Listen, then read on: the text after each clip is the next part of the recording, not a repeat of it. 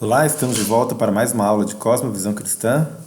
Estamos chegando ao final já do nosso curso. E hoje a gente vai ver mais uma área onde o pensamento cristão influenciou positivamente na área educacional e científica, certo? A gente já abordou isso quando a gente estudou epistemologia, os fundamentos das cosmovisões, as partes. E então a gente não vai ficar repetindo muito o que já foi visto. Portanto, se você está vendo esse vídeo, mas não viu as aulas lá atrás, ou não prestou atenção, ou não se lembra mais, alguns conceitos são lá de trás, tá bom? Então dá uma voltada aí. Qual que é o resumo da aula de hoje? É que o pensamento cristão, a estrutura de pensamento cristã, a cosmovisão cristã, ela possibilitou o surgimento da ciência, certo? E isso é admitido por muitos historiadores da ciência. Por exemplo, o John McCurry escreve que a ciência é filha legítima de um grande movimento religioso e sua genealogia remonta a Jesus Cristo. Ou seja, a cosmologia cristã, lembra das partes de uma cosmovisão? A cosmologia cristã estabelece que o universo ele tem sentido, ele não é um caos total, ele foi feito, ele foi criado, ele tem leis racionais, leis que podem ser descobertas. A antropologia cristã, o ser humano, imagem e semelhança de Deus, tem uma origem superior, tem uma inteligência, a epistemologia cristã. Veja, se você tem uma cosmovisão que pensa que o universo é um caos, que o ser humano é fruto de mutação aleatória, seleção natural, a gente nem sabe se a gente pode confiar na nossa capacidade cognitiva. Se você crê que verdade não existe, que a verdade é apenas uma construção social, como que uma cosmovisão assim pode possibilitar o surgimento da ciência? Entende? Então percebe que hoje muita gente faz ciência, muitos materialistas fazem ciência, muita gente que é ateísta, não, a minha mente é científica. Mal sabe ele que ele está tomando emprestado uma estrutura totalmente fora da cosmovisão dele para construir um prédio. Então, o cristianismo vem e faz toda a base, o sujeito materialista, naturalista vem, constrói um prédio em cima daquela base e fala, tá vendo aí, a minha cosmovisão é superior, é racional, etc. Não faz sentido, né? Veja, o que eu estou falando não é que nenhum outro pensamento faz sentido. A gente percebe que na história as grandes civilizações, os gregos, árabes, chineses, eles desenvolveram tecnologia, desenvolveram conhecimento, a astronomia, navegações, a invenção de armas, papel, etc. O que eu estou falando é de outra coisa. Eu estou falando que a ciência como um movimento progressivo, um movimento sustentável, com padrões, com regras, ela surgiu em berço cristão, e isso não é por acaso, porque a cosmovisão cristã proporciona a estrutura ideal para isso. Aí você pode falar assim, mas podia ter surgido lá na China, podia ter surgido nas civilizações orientais, podia ter surgido entre os árabes. Podia, mas não surgiu. A gente lida com o que aconteceu, não com o que poderia ter acontecido, né? O que aconteceu foi isso. Stanley Jake, historiador da ciência, ele diz no seu livro Ciência e Criação que a investigação científica só encontrou o solo fértil depois que a fé num criador pessoal, racional, realmente impregnou toda uma cultura a partir dos séculos da Idade Média Alta. Essa foi a fé que forneceu uma dose suficiente de crédito na racionalidade do universo. Ou seja, o universo não é um caos. O universo, por ter sido criado na crença cristã, ele é racional, ele tem um funcionamento que segue uma lógica, que segue padrões, que segue leis. A Bíblia diz em Hebreus 11:13 que Deus colocou em ordem o caos. Tem ordem, sim, tem leis. E o mesmo livro diz que, Hebreus 1:3, que Deus sustenta, ele não apenas criou, mas ele sustenta o universo. Então, a criação e a manutenção do universo, ela segue um padrão, tem leis, tem ordem. E o ser humano só pode imaginar que consegue entender essa ordem se ele concordar que o universo tem uma ordem. E se ele achar que a sua capacidade cognitiva também faz sentido, né? Se você acha que a gente está no nível evolutivo, como é que você tem certeza que a gente tem um cérebro capaz de entender a ordem do universo? Eu, como cristão, posso afirmar, não, a gente foi criado à imagem e semelhança de Deus e mesmo com a queda, com a degradação do pecado, a gente é tratado em toda a Bíblia como seres racionais. Vinde, arrazoemos, é o convite do Senhor. Então eu tenho onde pisar, eu sou racional. O universo não é um caos total, ele tem regras e normas, leis naturais. A minha mente pode alcançar? Eu creio que sim. Na aula sobre as mulheres, a gente viu muitas coisas a respeito da Reforma Protestante e educação, mas eu quero destacar aqui que um dos lemas da Reforma Protestante, né, um pensamento é: a gente não vai só fazer igrejas, a gente vai fazer escola. É uma igreja, uma escola. Então, a ideia era a seguinte: vamos colocar a Bíblia nas mãos do povo. Mas o povo não sabe ler, portanto, precisamos educar o povo. Então, agradeça à Reforma Protestante a ideia de educação para todos. Quem começou com isso foi o Lutero. Antes da Reforma, a educação era para uma elite, né? Para nobres, para o clero. Se você, mulher, por exemplo, queria estudar, você tinha que entrar num convento, fazer os votos lá numa ordem religiosa e dedicar a sua vida. Você não ia casar, você ia viver estudando. Foi assim com Juliana Morel, que eu falei nas aulas sobre as mulheres. Então, o Lutero, o Filipe Melanchthon, eles exigiram dos nobres que apoiavam a Reforma Protestante estabelecer escolas, não só a igreja. Onde tem uma igreja, uma paróquia, bota uma escola lá. Olha o que ele escreveu: acima de tudo, em escolas de todos os tipos, a principal e mais comum lição deve ser as escrituras. Percebe? A educação vinculada à educação secular e à educação religiosa. E para os jovens, o evangelho.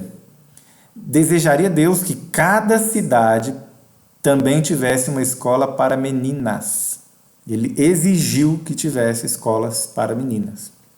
Ele até reclama numa dessas cartas, acho que é nessa carta mesmo, que os conventos, né, os mosteiros, que eram instituições onde as pessoas estudavam, ele fala: as meninas hoje estão nesses conventos aí, elas só ficam rezando e cantando, nem estudam. Ele reclama: bora estudar. Então, meus amigos, não se esqueça, isso é historicamente inegável. A Reforma Protestante é quem veio com a ideia revolucionária de educação para todos.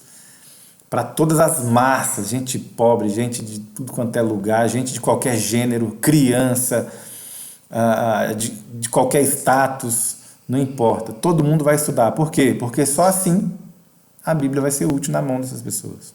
E você que é protestante, você tem muito do que se orgulhar desse homem aí, Comênios. O nome dele original é Komensky, mas a gente dá uma portuguesada para Comênios, ou Comênio. Ele escreveu várias coisas relacionadas à educação, mas a principal obra dele é essa, Didática Magna. Nessa obra ele sistematiza a didática, a pedagogia. Ele é considerado praticamente o pai da didática moderna, da pedagogia moderna. O título dessa obra original era O Tratado da Arte de Ensinar Tudo para Todos. A arte universal de ensinar tudo para todos, ou seja, ensinar qualquer coisa para qualquer pessoa. Didática. Então, o Comênios era um bispo morávio. Pesquisa aí no Google quem eram os morávios. Protestantes. Você que é protestante tem muito do que se orgulhar. Gente, deixa eu já adiantar a conclusão. Hoje, crente tem fama de ser burro. Certo? Como é que é retratado o evangélico na mídia? Na imprensa, nas redes sociais? Evangélico é sinônimo de burro, certo? Isso é fruto de uma depreciação histórica vinda do iluminismo para cá. Tudo que é cristão, tudo que é fé, tudo que é Deus, tudo que é igreja é ruim, é depreciado, é negativo.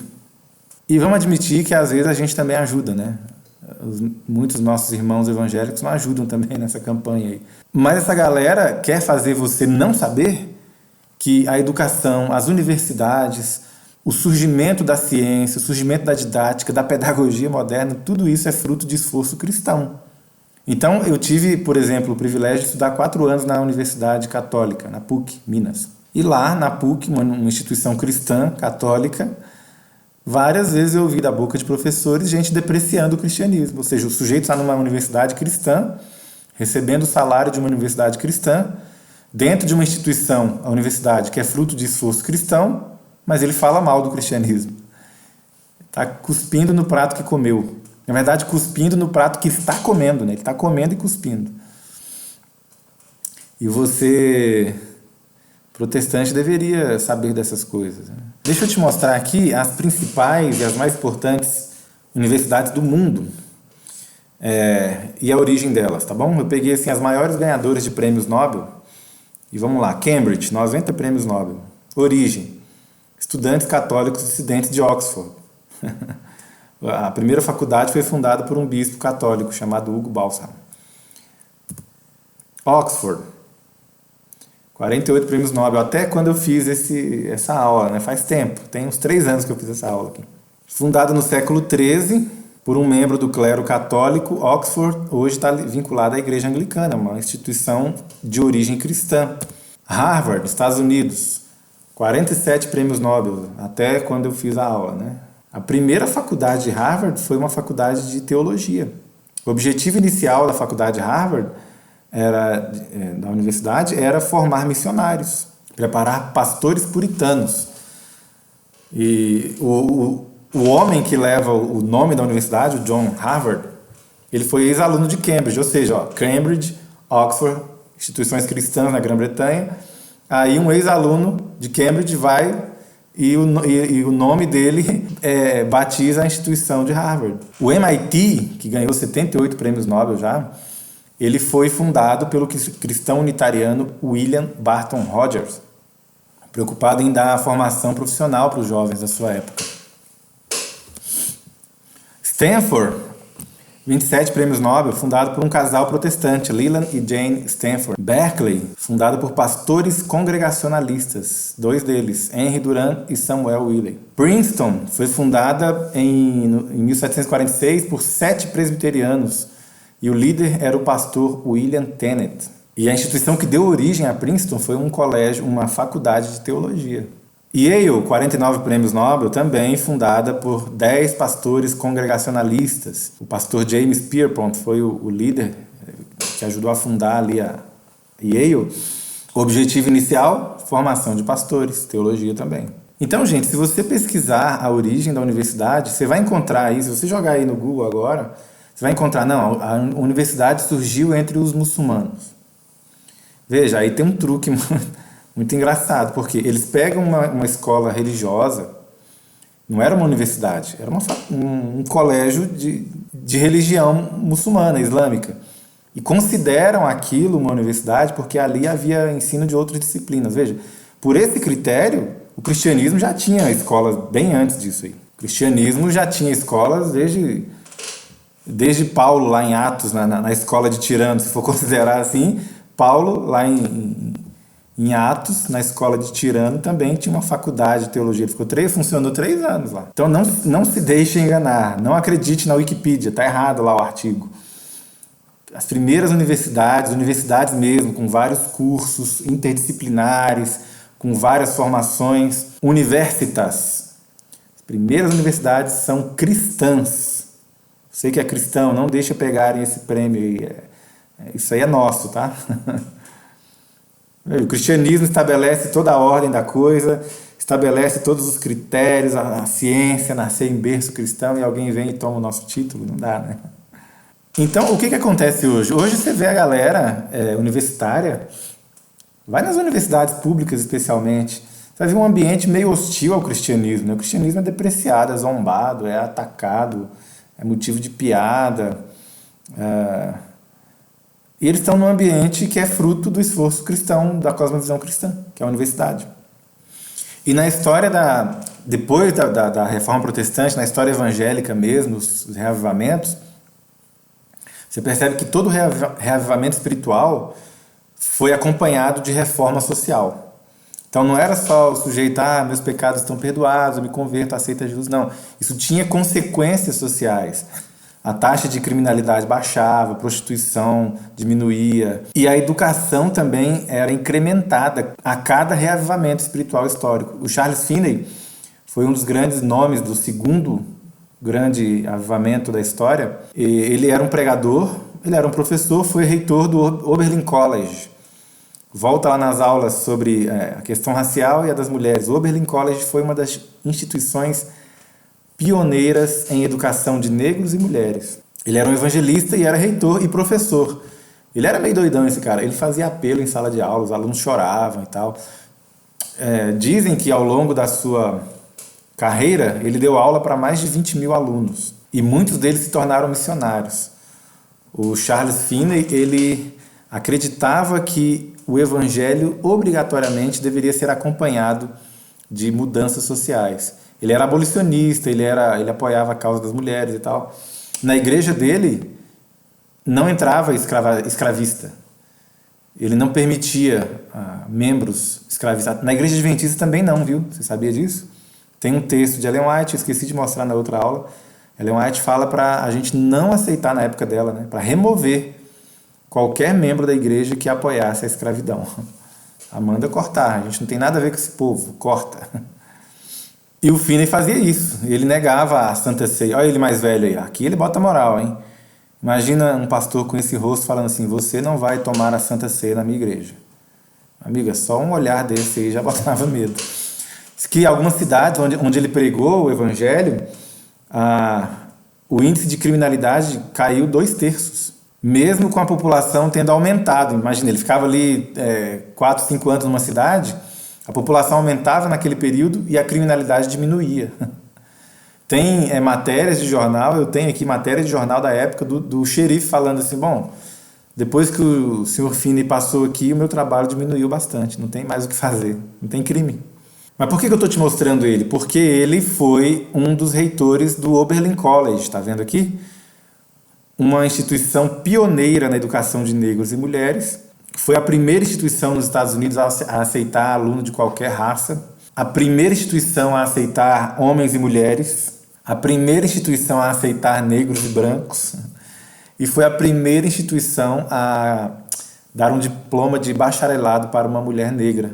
Nas aulas sobre mulheres, você viu isso. E qual que é o detalhe? O Oberlin College é um colégio cristão.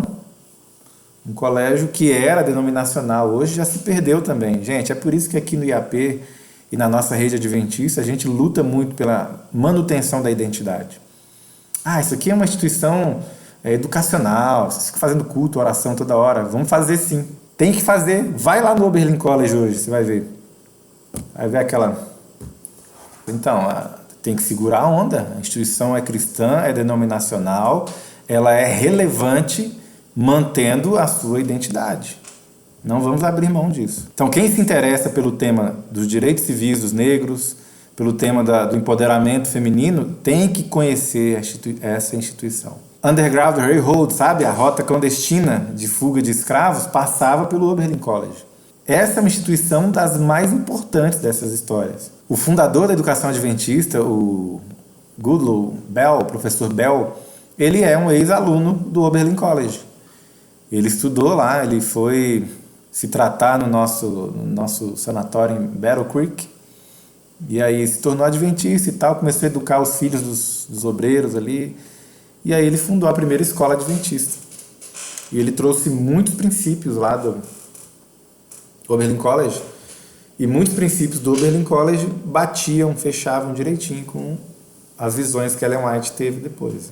Mais informações rápidas aqui a respeito de cristianismo e educação e ciência. Por exemplo, você sabia que quem criou a teoria do Big Bang foi esse cara? Um padre chamado George Lemaitre. Um padre. Então você tem amigos ateus e agnósticos aí que falam, eu não acredito em Deus, por quê? Eu acredito no Big Bang. Bom, isso não é tão importante assim não, porque foi um padre que criou essa teoria. Ele era um físico, ele estudou em Cambridge e tal, tá aí uma foto dele com Einstein. E além do Lemaitre, a gente pode citar aqui vários outros. Mendel, por exemplo, o pai da genética. Eu vou mostrar para você aqui, na Wikipedia mesmo, uma lista de clérigos cientistas católicos. Só os católicos, tá? E aí você tem aqui um monte de nome importante, tá vendo? Copérnico, Alberto Magno, e aí vai longe. Tá aqui o Mendel. Era um monge agostiniano. Essas coisas, muitas vezes, a gente não aprende no ensino médio, ou a gente ouve muito rápido, né? E deixa passar. Mas se você acessar, olha o tamanho dessa lista. cientistas famosos que eram clérigos, que eram vinculados à Igreja Católica. Muitos deles foram sacerdotes até o fim da vida. Vou te mostrar um livro aqui, ó. Tá vendo o título desse livro? Profecias de Daniel e Apocalipse. Agora, olha o nome do autor. Sir Isaac Newton. Isaac Newton. Grandes nomes da ciência.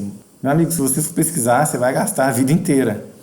Então, essa fama de cristão é ignorante, evangélico é burro, Bíblia é uma coisa de gente obscura, é superstição, etc. Essa briga entre fé e razão, entre ciência e religião, isso é fabricado, é artificial. Não tem briga nenhuma. Por exemplo, você já ouviu falar que a igreja ensinava que a Terra era plana? Na Idade Média? Já ouviu falar disso? Então, olha o que o Marcelo Gleiser, ele é um cientista brasileiro, premiado e tal. Ele escreveu no livro A Dança do Universo. Na Idade Média, o único tipo de estudo aceitável era de natureza teológica. Errado. Questões pertinentes ao estudo da natureza eram consideradas não só supérfluas, como também perigosas para a salvação da alma. Errado. A situação se tornou tão terrível que por aproximadamente 700 anos, de 300, Santo Lactâncio, até 1000, Papa Silvestre II, se acreditava novamente que a Terra era plana. Gente, esse é um dos maiores mitos da história. Quem emplacou essa teoria de que a igreja ensinava, o cristianismo ensinava isso, foram esses dois aqui, ó. Tanto é que a teoria se chama Teoria Draper-White. É a tese do conflito. Esses caras, eles eram, esse aqui especialmente era historiador da ciência, e esse aqui era reitor de uma universidade, e os dois publicaram livros, e na história que eles contavam, a igreja, o cristianismo, era contra o conhecimento. Cristianismo significa a obscuridade, sabe? A ignorância. E essa tese foi popularizada, foi divulgada aos quatro ventos, e hoje, no século XXI, você tem gente como o Marcelo Gleiser acreditando nisso aí. Você pode ver nos memes que a galera compartilha aí da Idade Média. É só fogueira, inquisição, caça às bruxas, terra plana. De onde tiraram isso? Eu vou trazer para você duas ilustrações aqui da Terra na Idade Média. Essa é uma ilustração da Terra na Idade Média, de um documento da Idade Média. E esse aqui é uma ilustração de um livro escrito por um padre francês em 1245. O título dessa ilustração é A Imagem do Mundo. Você tem as pessoas andando em cima de um mundo que é uma bola, tá vendo? As evidências comprovam que quase todos os eruditos cristãos da Idade Média, praticamente todos eles acreditavam que a Terra era esférica. Era uma opinião quase unânime. De onde será que surgiu essa ideia? Na verdade, gente, a ideia de uma Terra esférica ela é muito mais antiga, né, do que o cristianismo, muito mais antiga. Então a teoria Draper-White é a seguinte: a igreja ensinava que a Terra era plana. Esses caras inventaram isso. O geocentrismo era ensino oficial e o heliocentrismo era heresia. Bom, aqui é meio discutível, né? A gente tem evidência dos dois lados aqui. Cristóvão Colombo desmentiu a igreja e sua teoria de uma terra plana ao navegar para a América em 1492. Cristianismo é atraso, perseguiram cientistas, queimaram Galileu, já ouviu essa? Então, a ideia era jogar esse mito da terra plana, de ser contra a ciência, contra o conhecimento, jogar isso na conta do cristianismo. Era uma campanha de difamação. O iluminismo teve sucesso nessa empreitada. E contou com a ajuda de muitos cristãos, e conta até hoje com a ajuda de você, cristão, que compartilha essas piadinhas, né? Que repete isso, nunca parou para analisar, mas fica repetindo isso eternamente. Vou sugerir para você dois livros aí.